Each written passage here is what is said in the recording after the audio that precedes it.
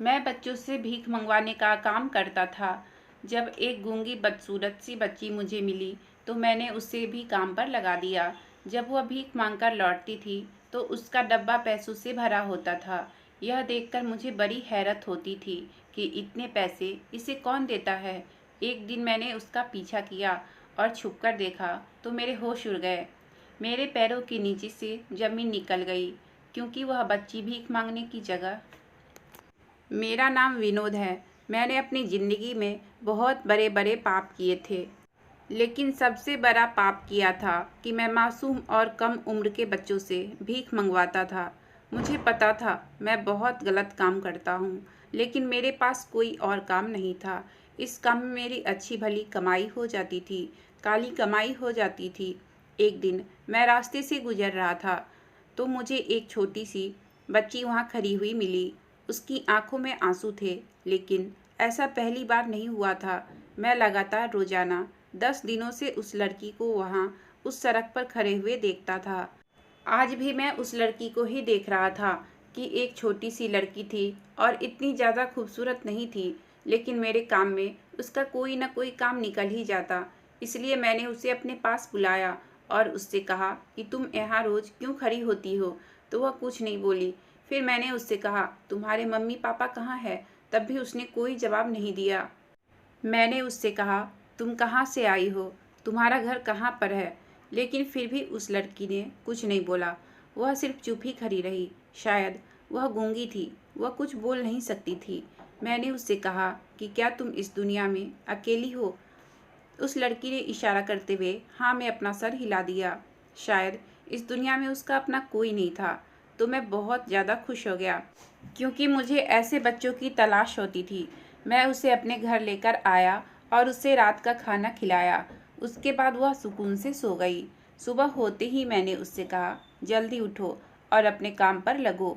मुझे ऐसा लगा कि वह मुझे अजीब सी नज़रों से देख रही थी, जैसे देख तो मेरी तरफ रही थी, लेकिन सोच कुछ और ही रही थी।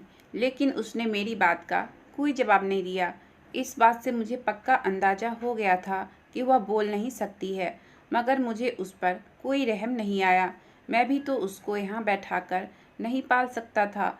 मैंने कहा कि क्या मैं तुम्हें यहाँ मुफ्त की रोटियाँ तोड़ने के लिए लाया हूँ, या मुझे कोई बच्चों को पालने का शौक़ है? मामूली सी बात है। अगर यहाँ रहना और खाना है तो काम तो करना ही पड़ेगा। अगर अच्छे तरीके से काम करोगी तो मैं तुम्हें ढेर सारे पैसे दूंगा और यहाँ रहने की जगह भी मिलेगी, साथ में खाना भी मिलेगा। लेकिन याद रखना, इसी तरह की शक्ल बनाकर बाहर जाना। जिस तरह से मुझे देख रही हो, उसकी आंखों में हैरान और चेहरे पर दुख था। मैंने बाकी के बच्चों को भी जगाया और कहने लगा कि सारे बच्चों उठो और काम पर लगो। दरअसल मैं छोटे बच्चों से भीख मंगवाने का काम किया करता था। मैं कोई बुरा आदमी नहीं था। उन लोगों को भी खाना खिलाता था, कपड़े भी लाकर देता था और त्योहारों पर घुमाने भी ले जाता था। वैसे भी अनाथ बच्चे थे जिनके आगे पीछे कोई भी नहीं था। मैं उन बच्चों को कहीं से अगवा नहीं किया था। वह बच्चे मुझे इसी तरह मिले थे जैसे आज वह लड़की मिली थी, जिसका नाम मुन्नी था। कहते हैं कि इस धंधे में बच्चों को ज़्यादा पैसे मिलते हैं, लेकिन आजकल के लोग तो इतने गरीब हो गए हैं कि बच्चों को भी भीख नहीं देते हैं। वह लोग अच्छी कमाई करके नहीं ला रहे थे। मैंने इन लोगों को रखने के लिए एक घर भाड़े पर लिया हुआ था, और इतने सारे बच्चों का खाना बनाना भी कोई आसान बात नहीं थी। हालांकि वह अपनी मर्जी से खाना नहीं खाते थे। जितना खाना मैं उनको देता था उतना ही चुपचाप खा लेते थे, लेकिन फिर भी खाना बनाना तो पड़ता था। मेरे खर्चे ज़्यादा थे और आमदनी बहुत ही कम थी। मैं काफ़ी परेशान था कि क्या होगा और किस तरह से होगा। ऐसा लगता था कि वह धंधा छोड़ना पड़ेगा, लेकिन फिर इन बच्चों को कहाँ लेकर जाता? क्या मैं इनको बेच देता? लेकिन मैं ऐसा भी नहीं करना चाहता था। मेरे सीने में भी दिल था। मेरे कोई बच्चे नहीं थे। ऐसा नहीं है कि मैं उन बच्चों को अपना बच्चा समझता था। अगर ऐसा होता तो उनसे इतना घटिया काम नहीं करवाता। लेकिन जैसा भी था, बस यही मेरा कारोबार था, और एक इंसान के लिए उसका कारोबार ही उसके लिए सब कुछ होता है। मैं शादी भी करना चाहता था, लेकिन कोई भी औरत किसी खाली इंसान से शादी नहीं कर सकती है। आजकल की औरतों के भी बहुत खर्चे हैं। मैं काफ़ी परेशान बैठा था। बच्चे शाम को अपनी कमाई लाकर एक डब्बे में डाल रहे थे। मुझे बार बार सिक्के गिरने की आवाज़ें आ रही थी। मैं सोचता था, आजकल सिक्कों से क्या होता है। किसी को भी नोट नहीं मिले थे। जब वह मुन्नी नाम की लड़की आगे बढ़ी और उसने अपना कटोरा डब्बे में डाला तो सिक्के की भी आवाज़ें नहीं आई। मैं दूर बैठा था और मैंने अपना सर पकड़ा हुआ था कि यह क्या हो गया। वह लड़की तो बिल्कुल ही खाली हाथ आई थी। यह तो मेरा बहुत ही नुकसान करवा देगी। मैं उसके पास गया और जाकर कहने लगा, तू तो बिल्कुल ही निकम्मी निकली। तेरी शक्ल तो इतनी मासूम है कि हर कोई तुझे पैसे देने को तैयार हो जाए। कैसी भोली सी सूरत बनाई हुई है। तू 1 रुपये भी लेकर नहीं आई। शर्म आनी चाहिए। बाकी बच्चों को देख, अगर तूने इसी तरह काम किया तो मैं तेरा खाना पीना बंद कर दूंगा। फिर पड़े रहना एक तरफ भूखी प्यासी। मैं बाकी बच्चों को भी इसी तरह से धमकी दिया करता था ताकि वह मेरी धमकियों से आकर डर जाए। तभी मेरे पास ही खड़े एक बच्चे ने कहा, साहब जी, आप इसे क्यों डांट रहे हो? एक बार इसका डब्बा तो देखिए, ये तो सबसे ज़्यादा पैसे लेकर आई है। उस बच्चे की बात सुनकर मैं हैरान रह गया और फ़ौरन ही आगे बढ़कर उसके डब्बे की तरफ देखा तो उसके अंदर नोट ही नोट भरे पड़े थे जो मुन्नी के डब्बे से लौटे गए थे। मैंने उसको हैरान होकर देखा और उससे कहा कि तू बड़ा अच्छा काम करके आई है। यह सब देखकर मैं काफ़ी खुश हुआ। उसकी वजह से मैंने उसके सर पर हाथ भी रखा, लेकिन वह मुझे देखकर मुस्कुराई तक नहीं। उसकी आंखों में अजीब तरीके की उदासी थी। वह बिल्कुल भी बोलती नहीं थी। ऐसा लगता था कि कुछ कहना चाहती है। वैसे तो वह थोड़ी बहुत इशारे इशारे में बातें कर लिया करती थी और बस फटी फटी आंखों से सबको देखती रहती थी। उसके गूंगेपन की वजह और उसकी मासूमियत देखकर ही मैं तो उसको अपने धंधे में लाना चाहता था। मैं सोचता था कि ऐसी रोनी सूरत को हर कोई पैसे दे देगा और शायद मेरा अंदाज़ा बिल्कुल ठीक था। मैंने बाकी बच्चों को कहा, यह भी तो वही गई थी जहाँ तुम लोग जाते हो।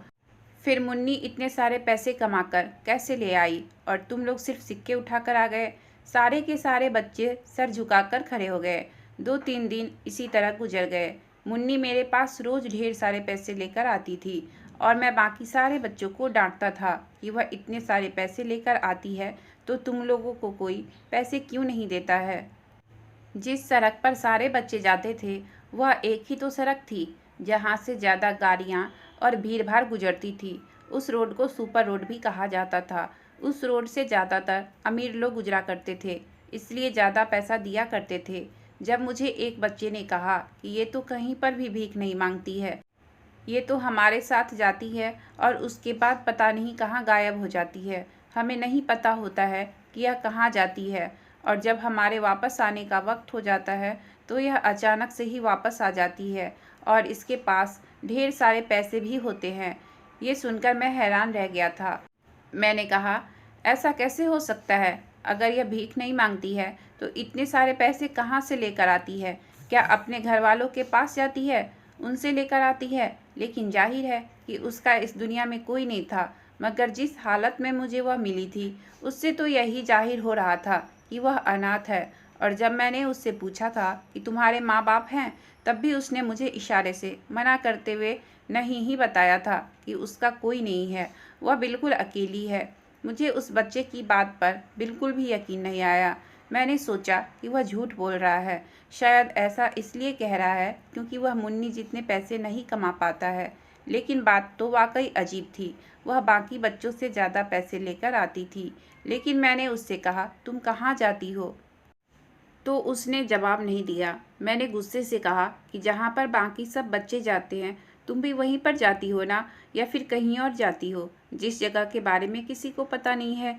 उसने बस इस बात के जवाब में नहीं में सर हिलाते हुए कहा। इसका मतलब था कि वह भी वही जाती थी जहाँ बाकी सारे बच्चे जाते थे। मुझे तो ऐसा लगता था वह बच्ची बोल ही नहीं पाती है, शायद इसलिए ज़्यादा पैसे मिलते हैं।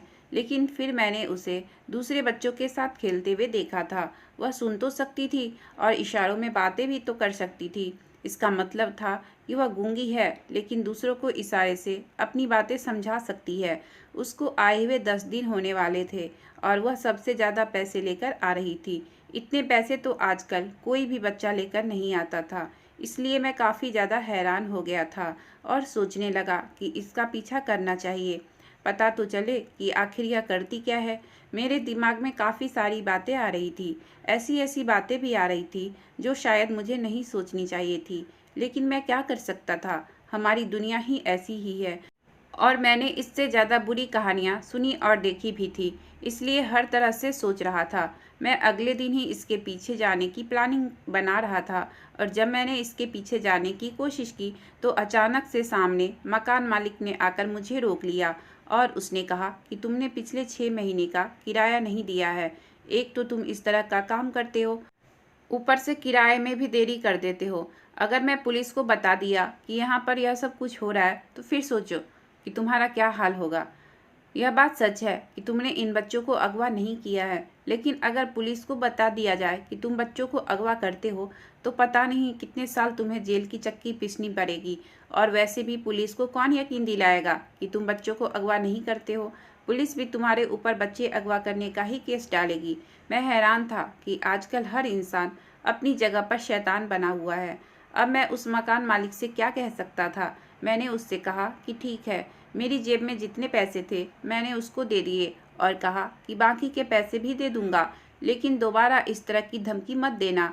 जब उसके हाथ में पैसे आ गए तो उसका तो अंदाज ही बदल गया।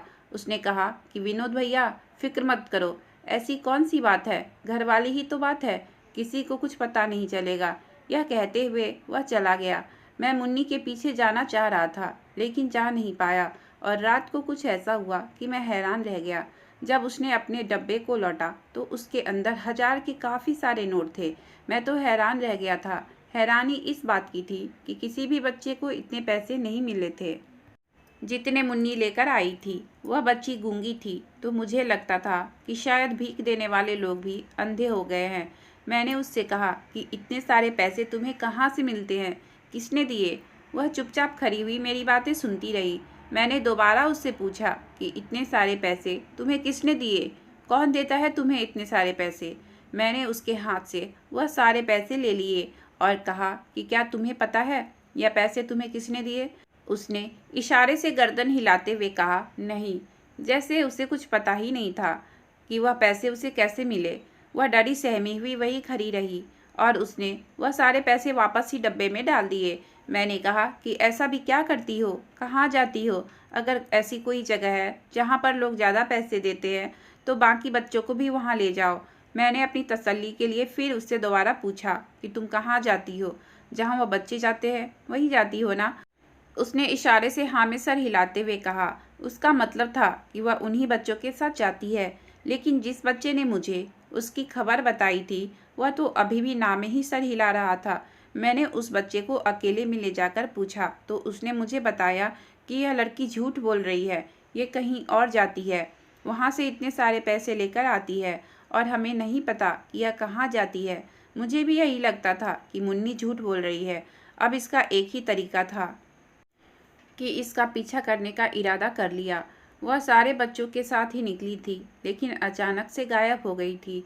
मैं भी उसका पीछा करने लगा, लेकिन मैंने उसको पता नहीं लगने दिया कि मैं भी उसके पीछे हूँ। वह बस चलती ही जा रही थी, चलती ही जा रही थी। तो ऐसा लगता था जैसे सारे रास्ते उसको याद है और वह इतनी छोटी सी बच्ची बिल्कुल भी गलत रास्ते पर नहीं जा रही थी। वहाँ से वह एक खुले हुए इलाके में चली गई, जहाँ आसपास 2-3 घर थे। कुछ घरों की बैक साइड थी और कुछ घरों के मेन दरवाजे भी थे। वहाँ पर एक नीम का पेड़ भी लगा हुआ था।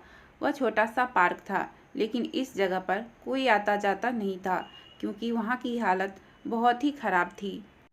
वहाँ आकर उस पेड़ के नीचे वह बैठ गई और उसने ऐसे ऐसे करतब दिखाने शुरू कर दिए कि थोड़ी ही देर बाद लोग उसको पैसे देने लगे। मैं वहाँ खड़ा दूर से ही सब कुछ देख रहा था। लोग खुद ही उसकी तरफ आ रहे थे और उसको पैसे दे रहे थे। वह आखिर क्या कर रही थी, मुझे कुछ समझ नहीं आ रहा था। कभी नाचती, कभी कोई करतब दिखाती, वह क्या कर रही थी यह सब मेरी समझ से बाहर था। लेकिन लोग फिर भी खुश होकर उसे पैसे दे देकर जा रहे थे।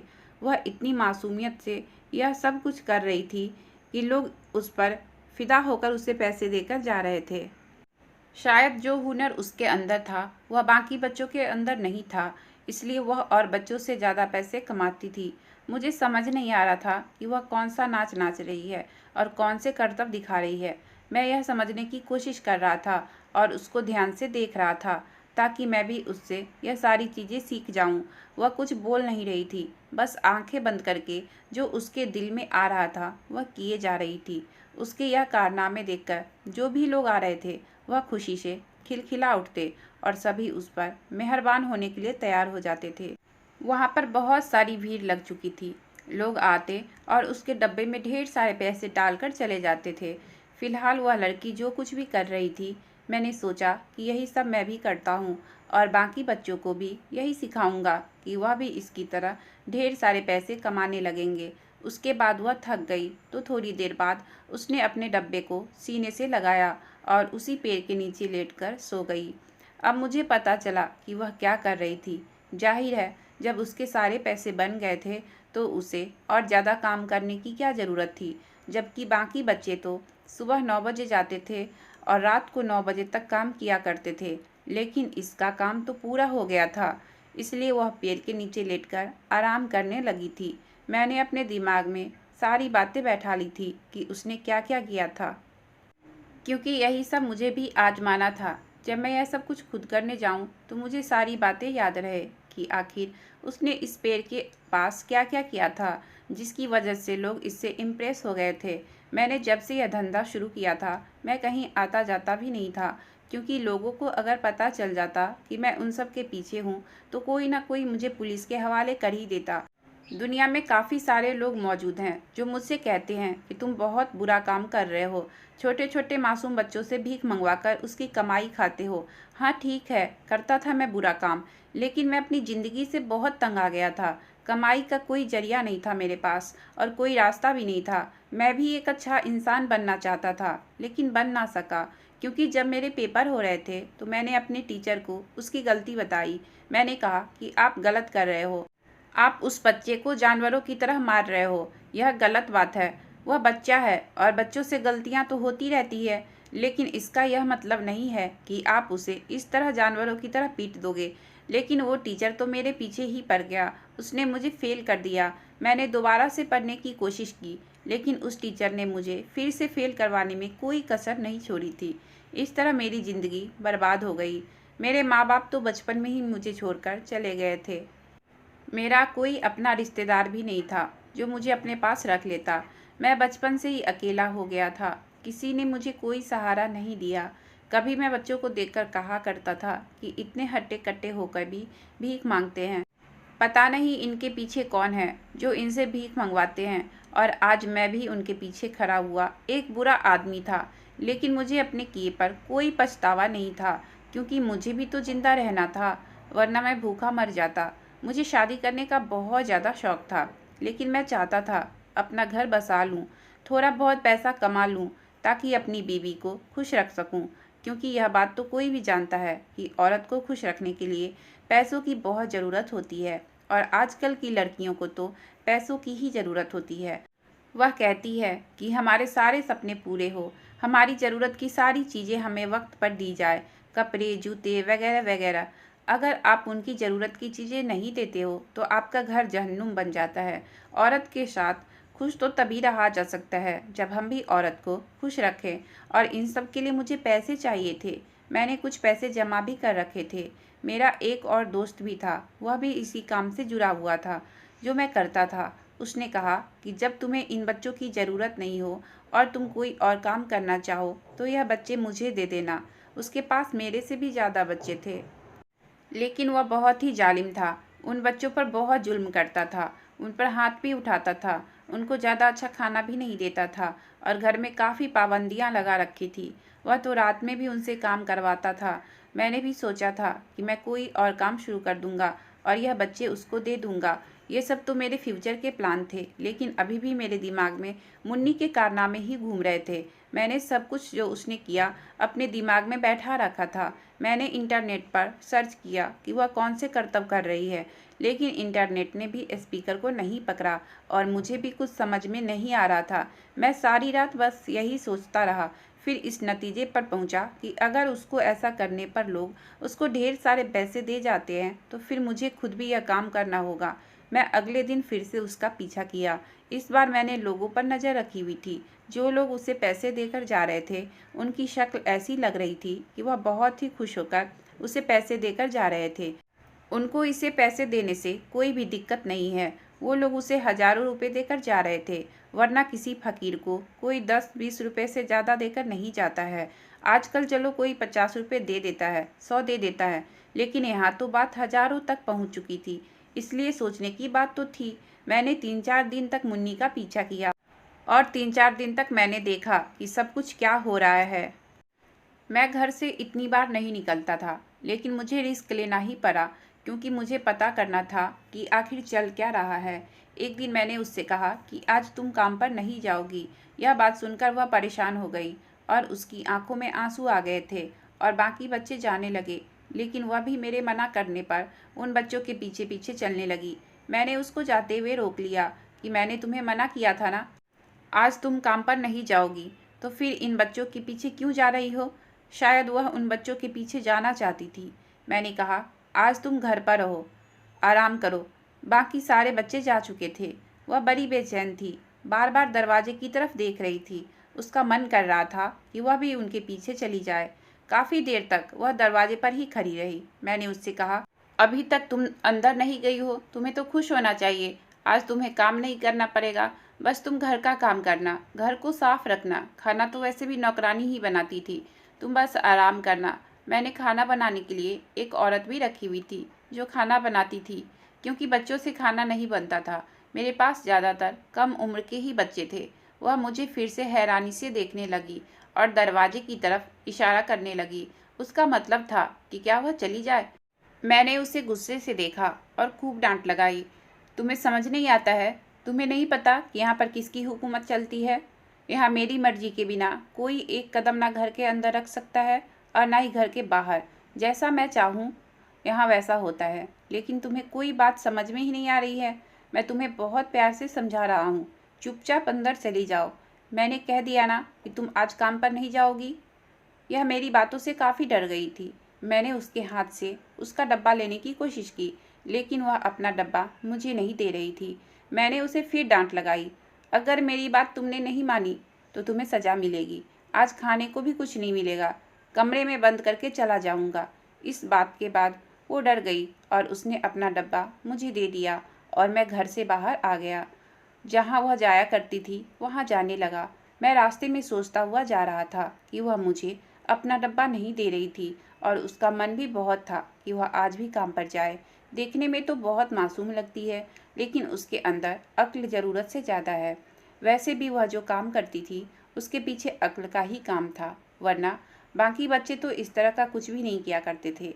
मैं फिर से उन सबको याद करने की कोशिश की ताकि मैं वहाँ जाकर भूल न जाऊँ। मैं भी उसी जगह पर जा रहा था जहाँ पर मुन्नी जाकर बैठा करती थी। मैंने सोच रखा था कि आज भी मैं ढेर सारे पैसे कमा कर लाऊंगा और अमीर बन जाऊंगा। इन पैसों से मेरे सर काफ़ी हल्के हो जाएंगे। मैं उस जगह पर जाकर बैठ गया जहाँ पर मुन्नी बैठती थी, पेड़ के नीचे। पहले तो आसपास कोई भी नज़र नहीं आ रहा था, फिर मैं अचानक ही खड़ा हो गया और मैंने वह काम करना शुरू किया जो मुन्नी किया करती थी। मुझे अपने चेहरे पर थोड़ी मासूमियत लानी थी, क्योंकि मुन्नी अपने चेहरे पर बहुत मासूमियत रखती थी। अब मैं अपना काम शुरू करने जा रहा था। मैंने मुन्नी की तरह अपने हाथ पैर फैलाना शुरू कर दिया और अपनी आंखें बंद कर ली और मैं मुन्नी की तरह करतब दिखाने लगा और मैंने अपना डब्बा आगे रख दिया ताकि लोग आए और उसमें पैसे डालकर चले जाए और मैं अपने काम में खो गया था। अचानक मुझे अपने आसपास कुछ हलचल नज़र आई, लेकिन मैंने अपनी आंखें नहीं खोली थी। मुझे ऐसा लगने लगा जैसे मेरे डब्बे में लोग पैसे डालने लगे हैं। मैं मन ही मन खुश हो रहा था और मैं समझ गया था कि लोग पैसे डालने लग गए हैं।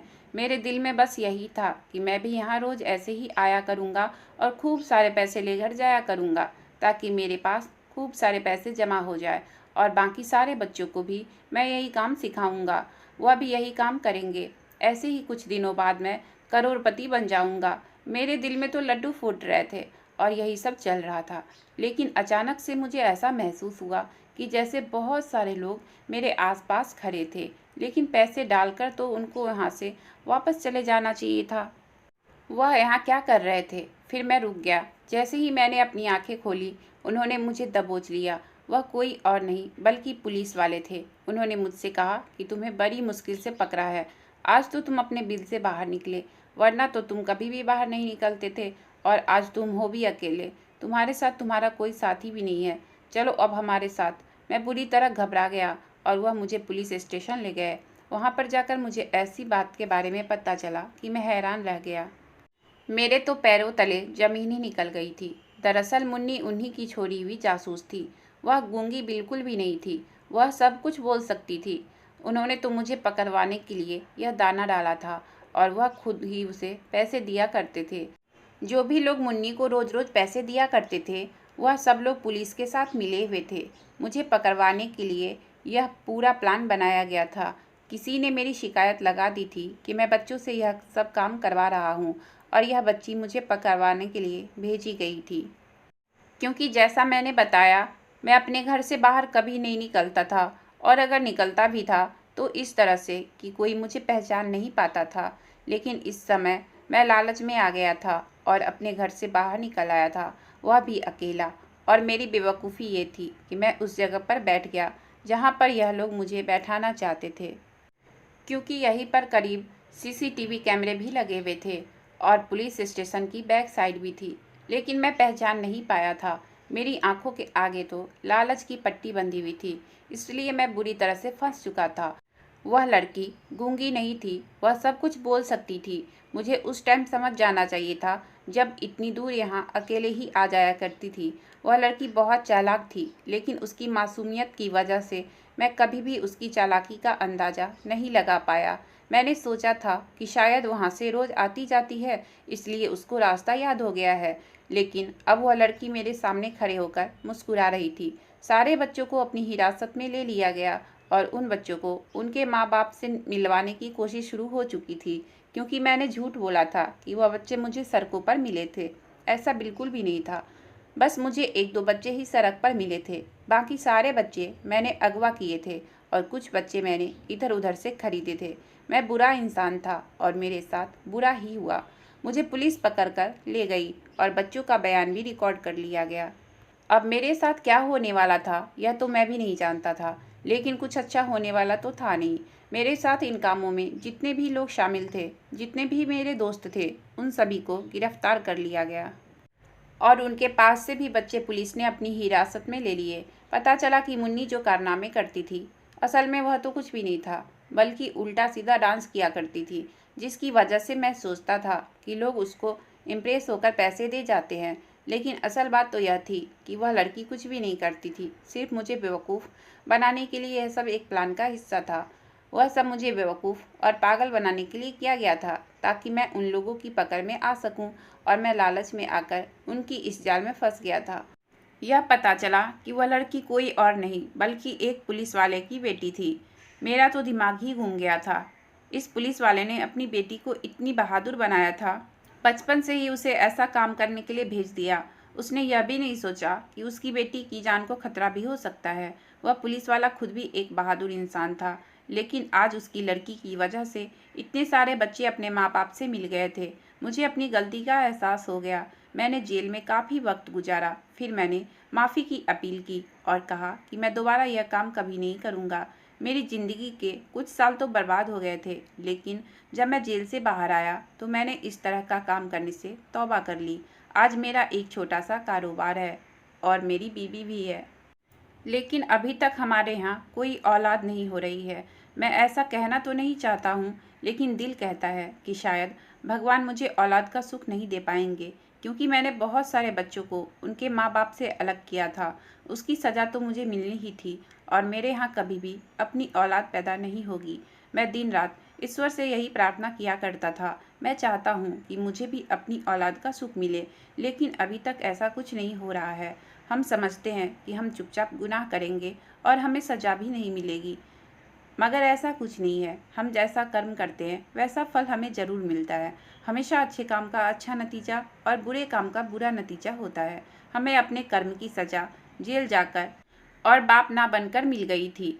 अगर आपको कहानी अच्छी लगी हो तो प्लीज़ वीडियो को लाइक और चैनल को सब्सक्राइब करें। आपका बहुत बहुत धन्यवाद।